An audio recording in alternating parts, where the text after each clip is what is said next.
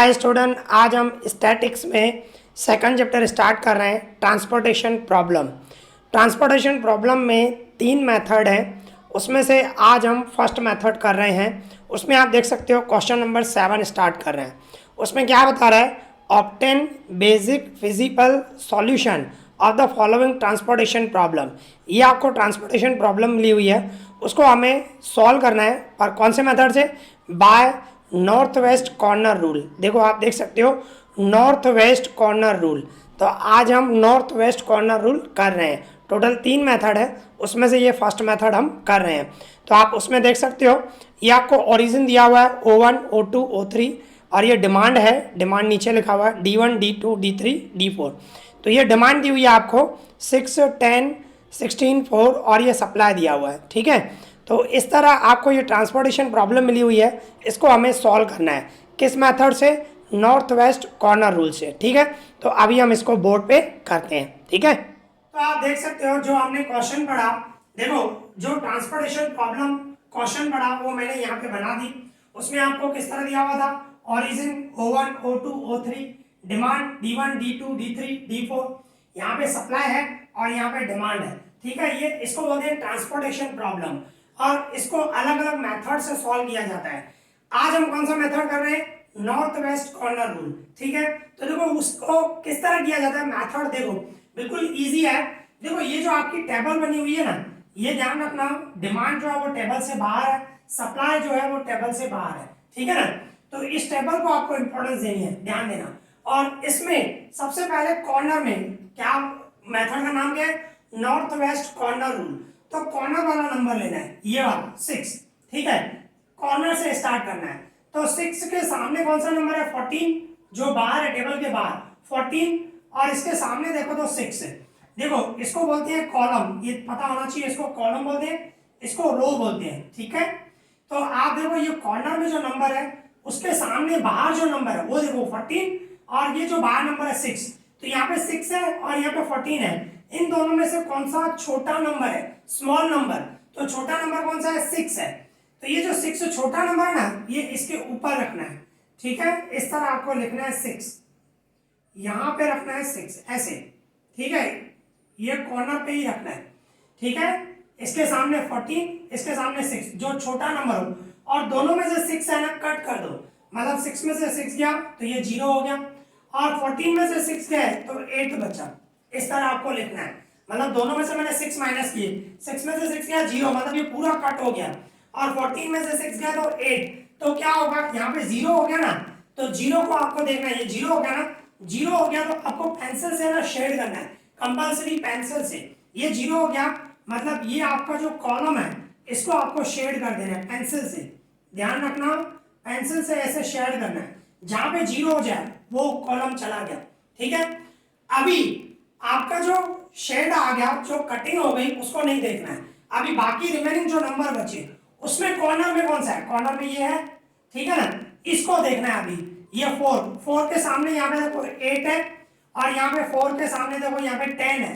तो दोनों में से छोटा 8 हुआ कि 10 हुआ? 8 छोटा हुआ, तो वहां यहाँ पे रखेंगे, जो छोटा नंबर है वो यहाँ पे ऊपर रखा जाएगा। ठीक है, ऐसे। ठीक है ना, तो दोनों में से मैं 8 कट करूंगा, मैं 10 में से 8 गए तो 2, 8 में से 8 गए 0, तो ये 0 हो गया। दोनों में से 8 किया, 8 में से 8 गया 0, 10 में से 8 गए 2। ठीक है ना, तो ये 0 हो गया, ये 0 हो गया, मतलब ये रो गया, क्योंकि यहाँ पे 0 हुआ है। तो 0 इसके सामने जो ये रो है वो कट कर देनी है, ऐसे कटिंग कर देनी है। ठीक है, तो पेंसिल से करना है, ये शेड करना है, ये पेंसिल से करना है, ध्यान रखना। इसके बाद क्या करना है, अभी जो कट होगा उसको नहीं देखना है, अभी ये नंबर बच गए टेबल के अंदर। ठीक है, इसमें कॉर्नर में कौन सा है? ये कॉर्नर में है, तो इसके सामने देखो 17 है और इसके सामने 2 है। तो यहाँ पे जो छोटा नंबर है 2, तो 2 लिखा जाएगा यहाँ पे। ठीक है, और दोनों में से 2 कट करो, 2 में से 2 गया 0, 17 में से 2 गए तो 15 बचा। तो देखो ये 0 हो गया, ये 0 हो गया, मतलब ये पूरा कॉलम जाएगा। ठीक है, ये पूरा कॉलम जाएगा ऐसे। ठीक है, ऐसे आपको कट करना है। फिर सेम प्रोसेस, अभी जो कट हो गया उसको नहीं देखना है, पर ये 4 नंबर तो बचे ना, कॉर्नर में कौन सा है? ये नंबर है, तो इसके सामने 15 और इसके सामने 16, दोनों में से छोटा नंबर 15 है, तो यहाँ पे ऊपर 15 रखा जाएगा, ठीक है। और दोनों में से 15 कट करो भाई, 16 में से 15 गए 1, 15 में से 15 गए 0, तो ये 0 हो गया।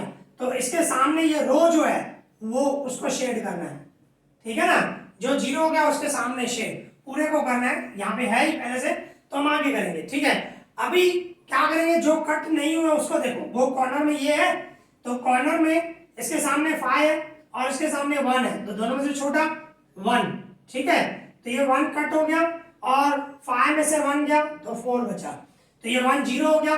तो इसके सामने वाला जो ये कॉलम है वो 0, मतलब उस पर शेड होगा पूरे को, ठीक है। और लास्ट में 1 नंबर बचेगा और उसके सामने आप देखोगे 4 और यहाँ पे भी 4 सेम बचेगा, तो यहाँ पे लिखा जाएगा 4, ठीक है। ये 4 4 दोनों सेम आ गए ना, तो इसको भी आप शेड कर दो, तो देखो ये पूरा शेड हो जाएगा। तो आपके जो ऊपर नंबर आए ना वही आपका आंसर है, वही आपका आंसर है। तो इसका आंसर क्या हुआ, आपको ऐसे लिखना है x, देखो ये फर्स्ट रो है और first column, second column, third column, fourth column, इस तरह। तो ये फर्स्ट रो है, तो पहले रो लिखा जाता है, मतलब ऐसे लिखेंगे x1 1 1 1 का मतलब फर्स्ट रो फर्स्ट कॉलम, उस पे क्या आंसर है 6 है, ऐसे। फिर x ये 1 और ये 2, तो 1 2 बोलेंगे, x1 2 पे क्या है 8 है, समझ रहे हो ना। First row and second column मतलब 1 2 लिखेंगे। इसी तरह अभी ये लिखना है, इसके लिए सेकंड रो आ गया और सेकंड कॉलम मतलब क्या बोलूंगा x2 2, ऐसे बोला जाएगा, सेकंड रो सेकंड कॉलम, उस पे क्या आंसर आया 2 आया, ठीक है। अभी इसी तरह x सेकंड रो ही है और कॉलम कौन सा हो गया थर्ड, मतलब क्या बोलूंगा x23 आपका क्या है 15 है। इसके बाद इस पे आ जाओ, थर्ड रो आ गया, थर्ड कॉलम, तो x33 बोलेंगे, x33 third row and third column, उसका आंसर क्या हुआ 1। अभी इसी तरह यहाँ पे 4 है, मतलब third row and fourth column, मतलब मैं क्या बोलूंगा x34 क्या हुआ आपका आंसर 4 हुआ, ऐसे, ठीक है। तो ये आपका आंसर हुआ x11 x12, ये जो आपका ऊपर नंबर आया यही है, ये आपका आंसर है। इसमें फिर टोटल कॉस्ट निकालते हैं, तो टोटल कॉस्ट कैसे निकालोगे, क्वेश्चन में कभी कभी बताएगा और आप फाइंड कर दिया करो, बेटर रहता है, ठीक है। तो टोटल कॉस्ट किस तरह बताओगे, मतलब ये जो ऊपर नंबर आया ना, ऊपर 6 है और नीचे क्या है, नीचे भी 6 है, तो इन दोनों का मल्टीप्लाई करना है, 6 6 जा 36, ऐसे मल्टीप्लाई करना है। फिर 8 और 4 का मल्टीप्लाई, 8 4 जा 32, फिर प्लस अभी इन दोनों का 2 को 9 से 2 9 जा 18, फिर प्लस 15 और 2 का मल्टीप्लाई, 15 2 जा 30, फिर इन दोनों का 1 और 6 को 1 6 जा 6, फिर इन दोनों का मल्टीप्लाई 4 2 जा 8, ठीक है। फिर क्या करना है, बस इन सब का प्लस कर देना है। क्या किया, सिंपल है, ऊपर जो भी नंबर है खाली मल्टीप्लाई किया है, 6 और 6 6 6 जा 36, फिर ये 8 4 जा 32, फिर 2 9 जा 18, 15 2 जा 30, 1 6 जा 6, 4 2 जा 8, इस तरह। फिर अभी इन सब का प्लस करना है, तो मैं प्लस करूं तो कितना होगा, ठीक है। तो इसका हम प्लस कर रहे हैं, तो प्लस करोगे तो क्या आएगा, प्लस करते हैं 36 plus 32 plus 18 plus 30 plus 6 and plus 8, तो कितना आया, टोटल आया 130, ठीक है। तो इस तरह ये टोटल कॉस्ट है। तो इस तरह ये आपका सम कंप्लीट हुआ, पर इसमें क्या है, मैंने ये पूरा सम जो है देखो एग्जाम में आ सकता है एक सम 10 मार्क का, तो 10 मार्क का आएगा और 10 मार्क में आप इतना करोगे तो आपको 10 में से 10 नहीं मिलेगा। ये जो मैंने सम किया है ना पूरा एक ही टेबल में किया है, पर आपको ऐसे नहीं करना है। किस तरह करना है वो मैं आपको देखो, एक टेबल में समझ में आएगा तो आप आगे दूसरा मेथड, कहने का मतलब टेबल जो है ना इसमें क्या है, एक स्टेप एक टेबल में, जैसे कि पहला स्टेप हुआ ना फर्स्ट टेबल में आएगा, दूसरा स्टेप दूसरी टेबल में, तीसरा स्टेप तीसरी टेबल में, इस तरह करना है। एग्जाम में किस तरह करना है वो मैं आपको अभी बता रहा हूँ, पहले एक टेबल में आपको आना चाहिए, फिर एग्जाम में कैसे करना है वो मैं समझा रहा हूँ, ठीक है। तो अभी वो समझते हैं। अभी देखो आपको एग्जाम में किस तरह करना है, आपको एग्जाम में एक टेबल में नहीं करना है, ठीक है। देखो किस तरह होगा, पहला स्टेप पहली टेबल में, दूसरा स्टेप दूसरी टेबल में, क्योंकि देखो 10 मार्क का आएगा तो आपको इस तरह करना है। देखो मैंने टेबल बना दी, जो आपको क्वेश्चन में टेबल दी वो मैंने 6-7 बना दी, आपको इस तरह बनानी है। देखो ये फर्स्ट पेज पे बनानी है। एक चीज मैं आपको बता दूं, बहुत सारे स्टूडेंट क्या करते हैं, आपको मैं इन्फॉर्म करूं।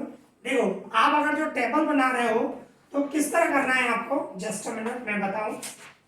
देखो आपको अगर जो टेबल बनानी है तो एक टेबल इधर बना रहा है तो दूसरी टेबल बीच नीचे बनाओ, आमने सामने मत बनाओ। बहुत सारे स्टूडेंट क्या करते हैं, फर्स्ट टेबल इधर बना दे, सेकंड टेबल इधर बना दे। नहीं, एक टेबल बीच में बनाओ, दूसरी टेबल नीचे बनाओ, तीसरी टेबल एक पेज पे 3 बना दो ऐसे। तो ये एक पेज पे समझो ऐसे आई, ये दूसरे पेज पे आई। ठीक है, इस चीज का थोड़ा ध्यान रखो, क्योंकि देखो सिस्टमेटिक अगर जो वर्क करोगे आप तो आपके मार्क्स अच्छे आएंगे। तो सिस्टमेटिक वर्क करो, ठीक है, इस चीज का ध्यान दो। अभी देखो एग्जाम में करना कैसा है, सिंपल है। जैसे हमने एक टेबल में किया सेम वही है, वही प्रोसेस है, सिर्फ खाली एक पहला स्टेप जो है पहली टेबल में, दूसरा स्टेप दूसरी टेबल में, इस तरह करना है। ठीक है, तो देखो सबसे पहले मैं ये जो फर्स्ट टेबल मैंने बनाई है उसमें आप देख सकते हो ये कॉर्नर में, कॉर्नर के सामने यहाँ पे नंबर टेबल के बाहर और यहाँ पे टेबल के बाहर 6, दोनों में से जो छोटा होगा, छोटा 6 है तो मैं 6 इधर लिखूंगा ऊपर। ठीक है, यहाँ पे मैं 6 लिखूंगा, यहाँ पे 6 गया और यहाँ पे 14 में 6 गया तो 8, दोनों में से 6 माइनस किए तो ये 0 हो गया। तो 0 हो गया तो इसको पेंसिल से शेड करूंगा। ठीक है, ये इसको, ठीक है, तो ये पहला स्टेप हुआ। अब ये जो पहला स्टेप हुआ ना वो यहाँ पे सेकंड टेबल में आ जाओ, रिपीट कर दो, पहले लिख लो इसे ही। यहाँ पे 6 है, यहाँ 6 गया, यहाँ पे 8 आया, ठीक है, और ये शेड गया।